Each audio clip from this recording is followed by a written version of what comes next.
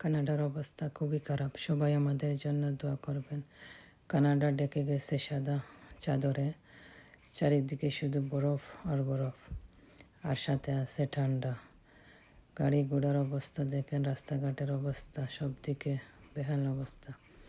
আসসালামু আলাইকুম, যে যেখান থেকে আমার এই ভিডিওটা দেখতেছেন সবাইকে অনেক অনেক ভালোবাসা।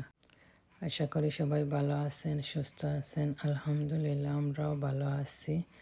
সোনার সাথে যুদ্ধ করে কি করব, আর এগুলো আমাদের এতদিন থেকে আর অভ্যাস হয়ে গেছে, তো এইবার একটু বেশি পড়ে গেছে।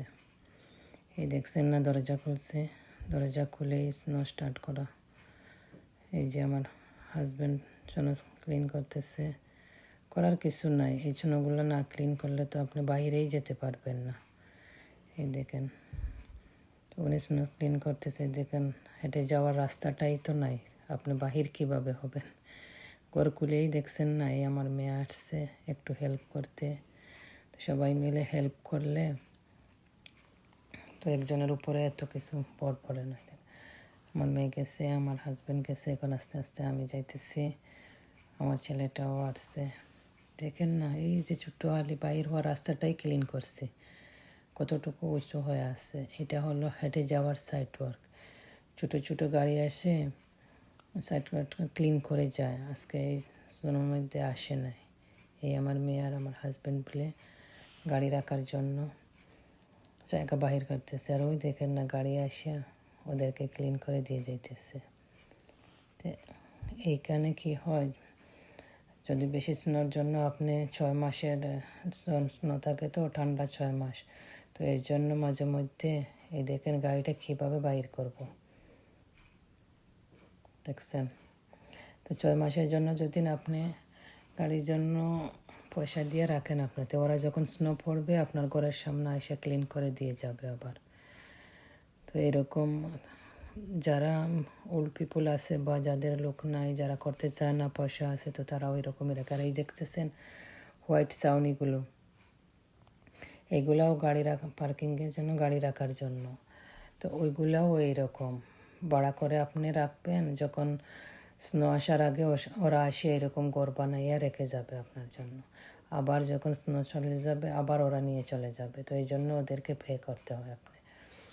এই দেখেন এই স্নো দিয়ে এই গাড়িটা কীভাবে এখন সরাতে হবে। এই যে গাড়ি চালানোর জন্য স্নো ক্লিন করে গেছে না, সারা স্নোগুলা সাইডেই ভরে যায়, এগুলা দেখছেন। করার কিচ্ছু নাই, এদের সবাই মিলে এগুলা ক্লিন করতেই হবে। আর এই সাইডে দিয়ে দেখেন না কী অবস্থা, গাড়িগুলো কতগুলো স্নো। আর এই ঘরটা দেখেন, ঘরটা তো স্নোর মাঝখানেই বসে আছে। রাস্তা দেখেন ক্লিন করে সারা এক সাইডে দিয়ে স্নোগুলো রেখে দিছে।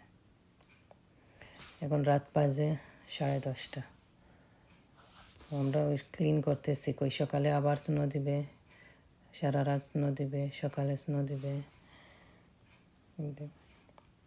কী অবস্থা, দেখতে কি সুন্দর লাগতেছে না? দেখতে যেমন সুন্দর, এর সাথে যুদ্ধ করতেও এরকম আরও হার্ড আছে।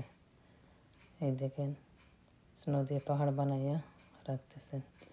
সব থেকে এইরকমই সবাই ঘরের সামনে এইরকম স্নো দিয়ে দিয়ে হালি রাস্তা, গাড়িটা বার করার রাস্তা রাখতেছে।